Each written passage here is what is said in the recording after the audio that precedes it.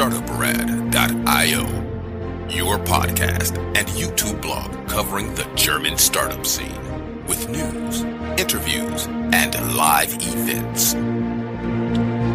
Hello and welcome everybody. This is Joe from Startuprad.io, your startup podcast and YouTube blog from Germany.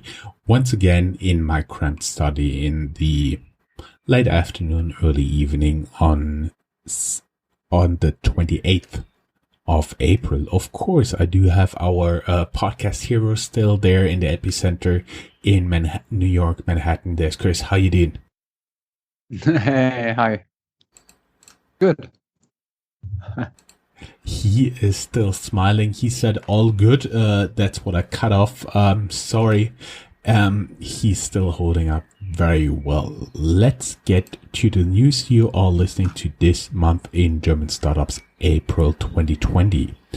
If you are new to our podcasts, we are wrapping up the startup news of the German-speaking area in a monthly recording from Frankfurt and New York, of course.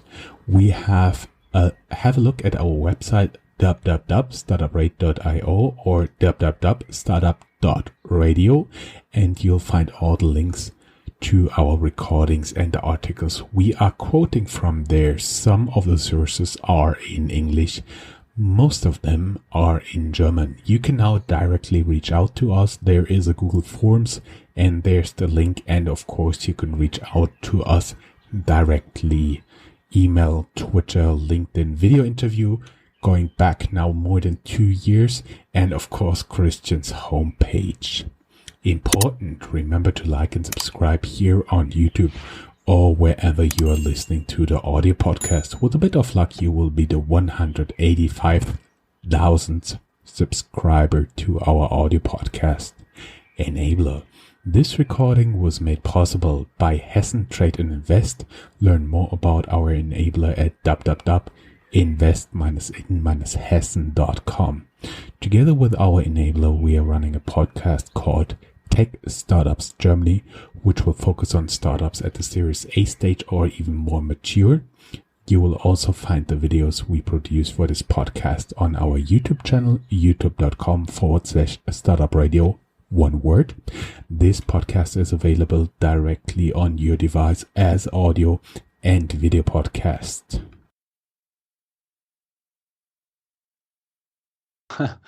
So, looking for housekeeping and our little corner of for bragging. The days around Easter have been great for us at Startuprad.io. We retained our position in Chartable's Global Top 100 Technology and Global Top 100 Science charts. We also entered the iTunes Technology charts in Vietnam for the first time, which is curious and interesting and exciting for us. And in the US and the UK, we were welcomed to their Apple Technology podcast charts, again in the top 200. So things are going quite well there. All of the ways to subscribe to Startuprad.io are in our show notes. Same goes for our sub-podcasts about FinTech Germany, Security Substrat, Deep Tech Germany, Blockchain Germany, etc., etc. And also we are tracking some startups that we interviewed. And for example, we have a bit about InvestSuit, which now snapped up to €2 million to grow its investment tools for bankers and brokers. And you can learn more about them in the Startuprad.io interview here. It's some basic stuff about the company with people who initiated the company InvestSuit. So because it was published in December 2018.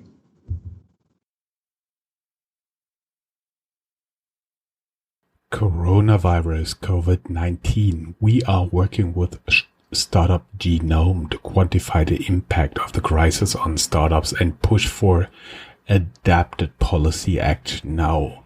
They're doing it all over the world, so you'll be able to prove how good policy action is saving startups and lack of policy is disastrous. You can find the links here. But there's also good news. Funding in times of Corona, government aid and direct loans. There is a 2 billion startup booster program in Germany to combat the coronavirus impact, and related, Bloomberg writes, Germany's 2.2 billion US dollar, that is, bailout for startups stuck by who pays up. There is also a link to Corona aid for companies in Hessen, where I'm located, in German only. And of course, if you'd like to know more about the government programs, feel free to reach out to us. There's some additional news from FAZ, which is one of the largest German newspapers here. KfW, that is the bank, the government-owned bank that is actually implementing the credit program. KfW emergency credit application volume reaches 7.4 billion euros according to FAZ's exclusive coverage. 30 applications with a deal volume of 6 million euros been filed by startups and young companies. Christian, challenger banks. We looked a bit more into the topic of N26 Bank and tried to find two different angles to the same story. And in that case, we found some things that the bank said versus things that we found also on Sifted. So to go through it, N26 says that the bank closures may drive mobile banking adoption. The quote there is, "We assume that many people will open an online account because more and more bank branches are closing due to Corona crisis. Online banking will become much more important," says Chief Financial Officer Maximilian Teijenthal in a telephone interview with Bloomberg. And on the other hand, we see that digital bank sign-ups dive in the lockdown, written by Sifted. Europe's top challenger bank saw a drop in digital downloads last month in a sign that the coronavirus lockdown may be negatively impacting business. And the analysis by Priori Data commissioned by Sifted says that, for example, Monzo, Revolut, Starling, and N26 saw their growth rate drop between 18 and 36% in their native markets. We got more about Corona. And with some additional resources, I can go through it as well. We have looked into the past, actually, in order to see what we can learn from the last economic crisis of 2008. And there is actually an interesting article at tech.eu with lessons from 2008, how the downturn impacted funding 2 to 4 years out. Because, I mean, we're now in a phase where everyone is asking, okay, what does Corona mean for the future of VCs and for the future of startup culture? And there in this article, it says, investors then and now quickly turned inward to assess their existing portfolio companies' health, to create strategies for those who have shorter runways and would need to cut back. Today as then, companies are advised to plan for 2 years without raising new funding. All startups have to throw out previous business plans, reassess expenses, sales projections, and risks. So what we see here is probably that growth projections become less important, but midterm strategies a bit more important. We found the article since we screen the blog on a regular basis. It's also mentioned in another post, what could the venture market look like in the coronavirus era? Where it says, let's break down the trends by series. The earlier the stage the company, the less it was impacted.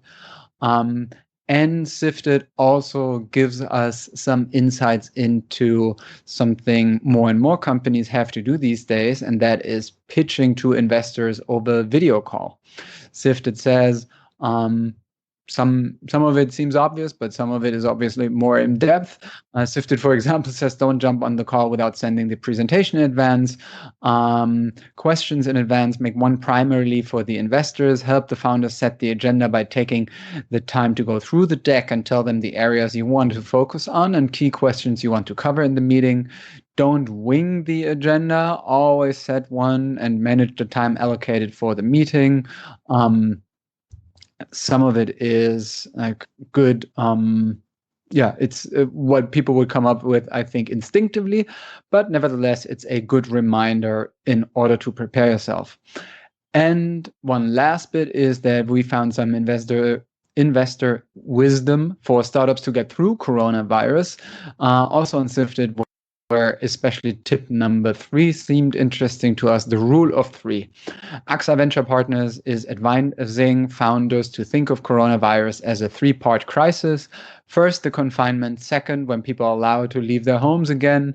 And third, the mid to long run, and come up with strategies for each of those phases. And the last corona-related or directly corona-related news that we have is that the global VC company Partech closes a 92.3 million euro funding to invest in post-COVID trends in health, finance, mobility, and more. More about that can be found at Silicon Canals, and the link is in our show notes. The ecosystem. A more general note from April 6th. Startup funding during the crisis. What's really going on? Investors are still investing. Valuations are likely to be lower, reflecting the new market conditions. No sectors are off limits. Some investors will disappear for a while. It's worth looking into government funding schemes. Remember, we talked about them. There's the link. And it's important for startups to keep developing, even if they've become incredibly lean. If you want to keep up to date, there is a free weekly economic update you can find here in the links. And also more on the ecosystem. Fintech could be hit especially hard. We found 2 articles on the topic. One, once again, from Sifted, and the second one by CB Insights Research. And this podcast is not sponsored by Sifted, even though we're quoting a lot right now here, but they are taking a real good bird's eye view, especially during the crisis, talking about VC. Talking about hubs, Frankfurt and the Rhine-Main area.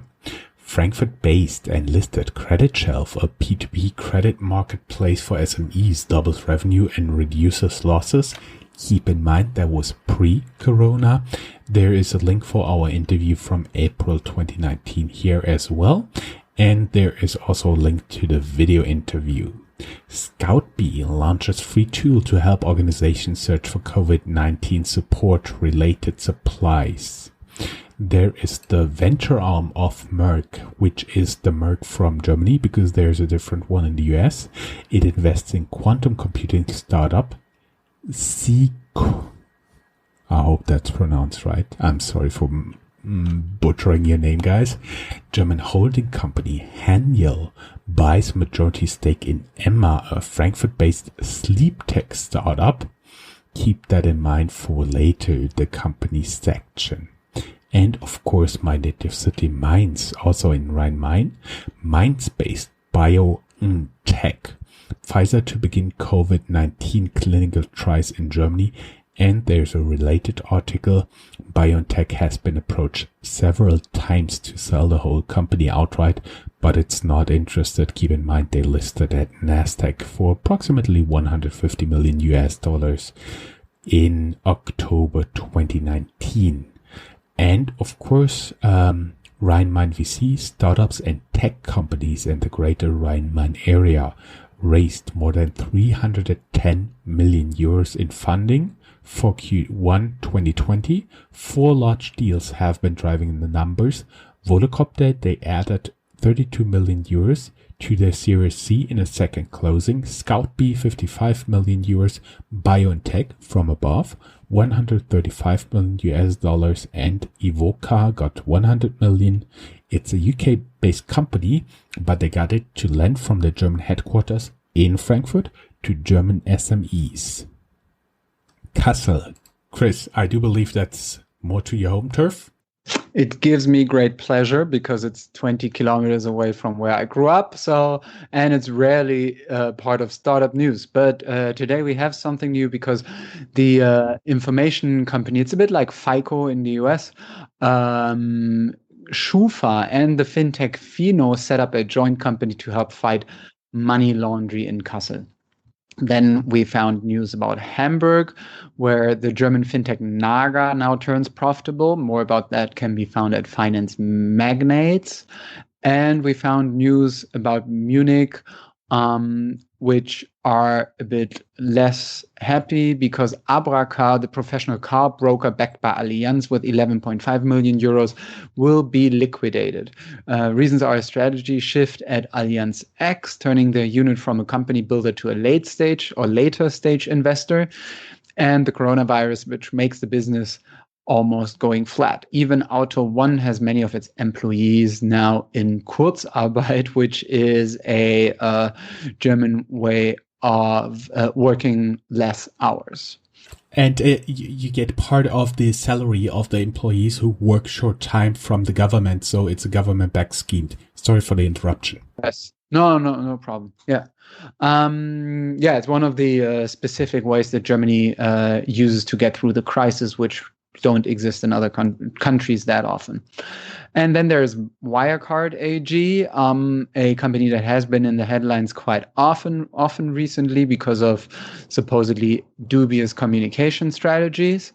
So Wirecard AG says that KPMG delivers a report on that special investigation saying incriminating evidence for the public allegations of balance sheet forgery has not been identified. And more details about that are also in the show notes.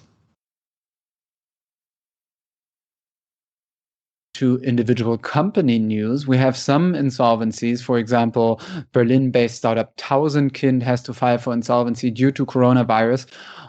They've been an online shop for children's apparel, which is no more. And we are talking about mattresses. You can't really see it, but there behind me is a mattress from American company Casper. And 3 months after their IPO, now Casper retreats back from Europe and cuts more than 20% of its workforce to save more than $10 million annually. Also, the CFO and the COO are about to leave on May 15th. And that also means they are shutting down their offices in Berlin. And we often talk about it. And there's also some news in that regard. Online groceries in Germany, they are getting a real boost due to COVID-19. Picnic, for example, opens the second fulfillment center in Germany. Not surprisingly, there are still some fundraisings and exits. Keep in mind, we are only talking about a very small selection here. If you want to keep up to date about that, you best subscribe to our Twitter account.